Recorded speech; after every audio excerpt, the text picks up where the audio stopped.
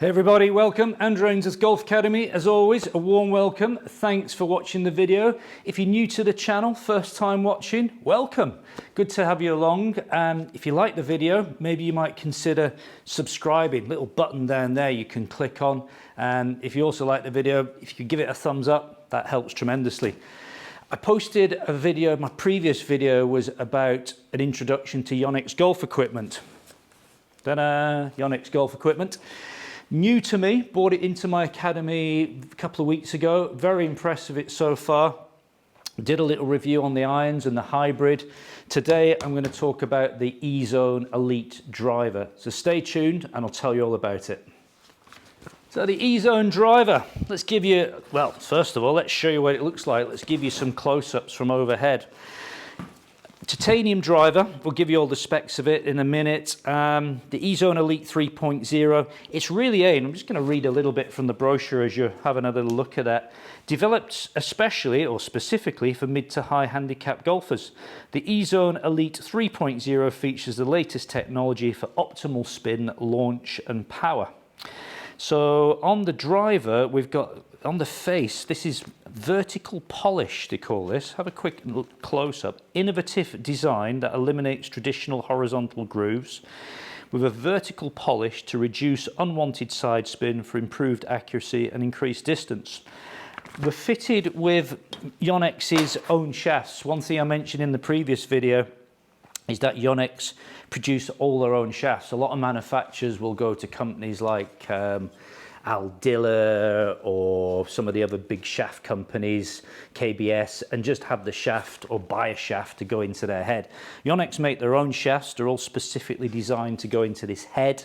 The shaft that I've got in demo today should be quite interesting. It's a super light flex. So they do 3 flexes. They do super light, sometimes called soft regular, regular, and then stiff. Now, this driver has been specifically designed, as I said a minute ago, for mid to high handicappers.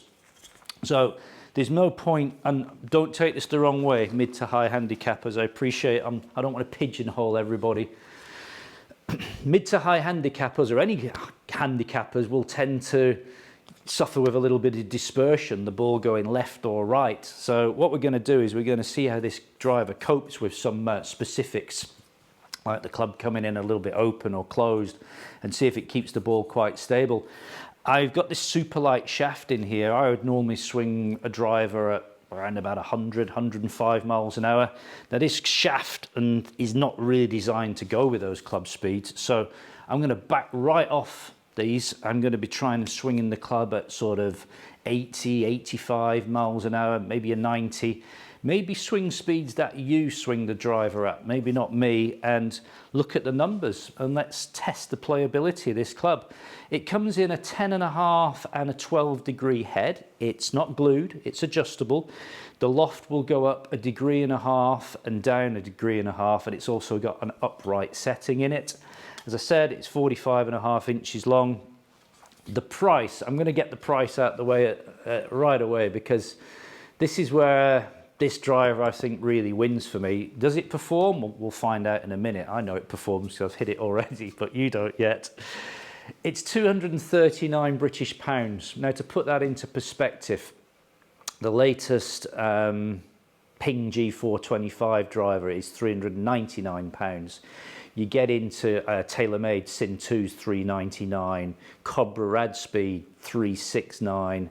Some of the Titleist drivers and the Callaway drivers probably running out at 449, and then you go into PXGs at whatever. So let's compare this, say, to a TaylorMade Sin 2 and a Ping G425.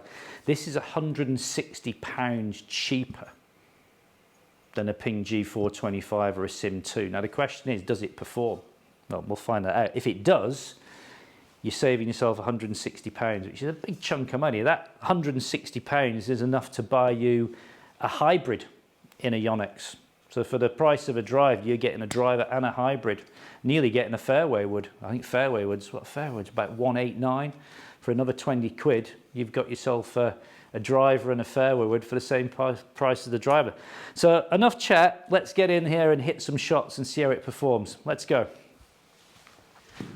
Right, let's get in and hit some. I don't know if I told you it's 12 degrees, but I've lofted this down to 10.5. I'm just going to have a little play here with some numbers. Did I give you an overhead? The paint finish on this is quite unusual. I absolutely love it. I think it'll split people a little bit. It's sort of this, not metallic, but the way they've blended the sort of the blue into the edges of the club, I think looks fantastic.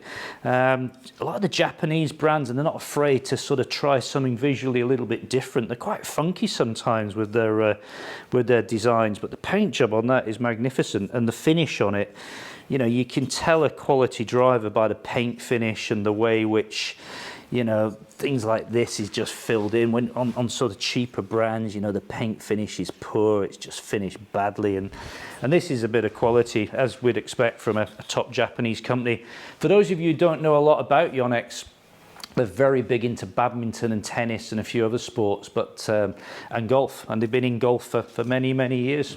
Come on, let's hit some of these. I'm going to just play around with club speeds here. Excuse me while I just relocate this. This new mic. This is I'm completely going off course here. This is a new Rode Go mic. I've been messing around. I've spent fortunes on mics for YouTube videos, and some have worked better than others, but this is a new system, 150 quid. It's all wireless, you can just clip it on. You don't need any of these wires hanging out. But I just clipped it on my pocket there because otherwise it picks up a little bit too much noise. Anyway, that's my new exciting story. I've got a new mic. I'm easily pleased, aren't I? Let's hit a couple. No idea what this is going to do.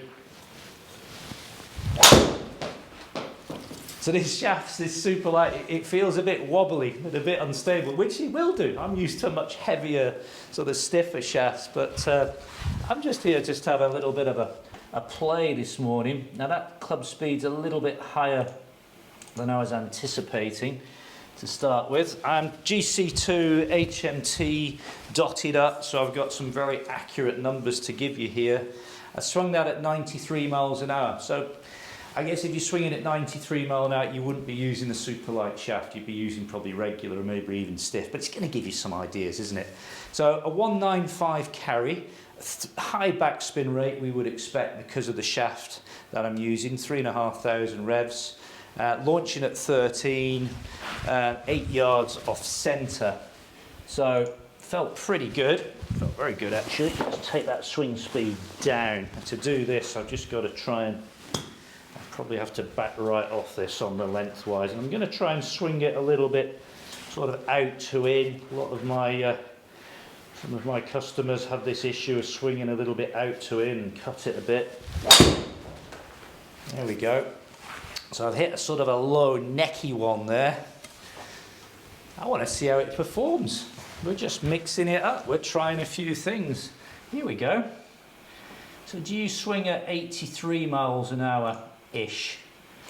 What would we get? So I've swung, look at the path on there. I swung it at 14 degrees. This is extreme. I'm being a little silly here, but I'm playing around with some numbers. I swung it 14 degrees out to in, and with my path, my club face was 6 degrees open to that. So you can kind of get the idea what's going on.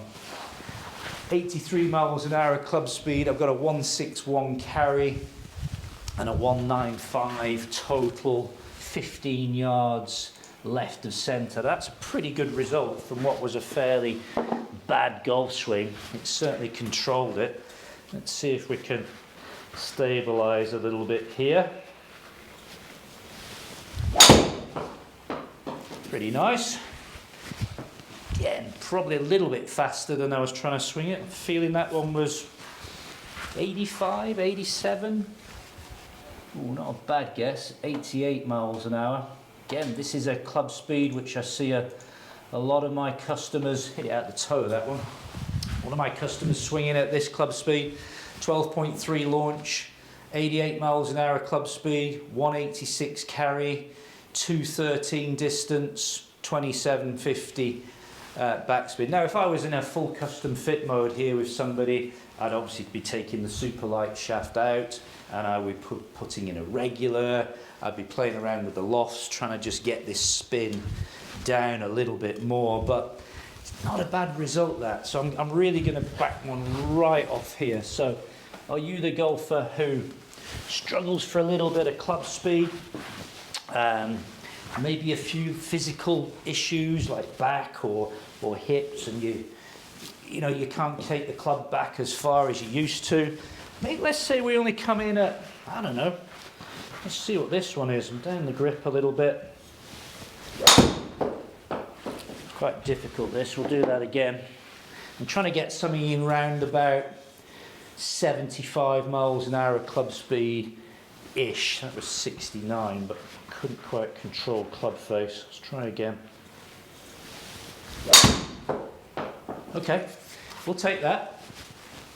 So a little punt down the middle, dead straight, running well.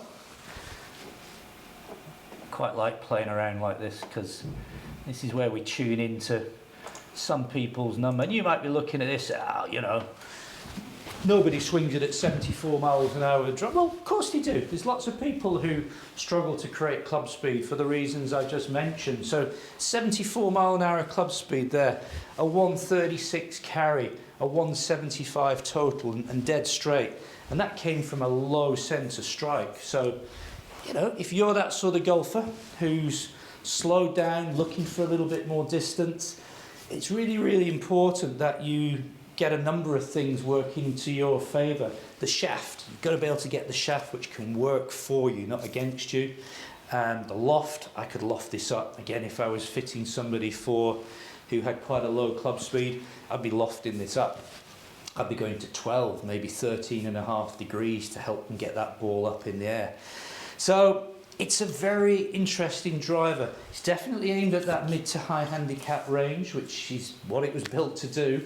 So, you know, if you're maybe in a low handicap who's generating a lot of club speed, there's another driver in the range, or several drivers in the range, but there's one I'm going to get my hands on, which will maybe be a bit more appealing for you. But what a great driver. You know, it performs, it looks good. That's a subjective opinion. I think it looks great. And the price is superb at £239. So there you go. That's the Yonex Ezone Elite 3.0 driver done. Post your comments down below. Anybody use Yonex? Anybody thinking of buying Yonex? Anybody had it in the past and sold it or moved on and thinking about coming back? It's very, very interesting stuff. It's very high quality and I'm super impressed with it. Thanks for watching. I'm done. See you soon. Bye for now.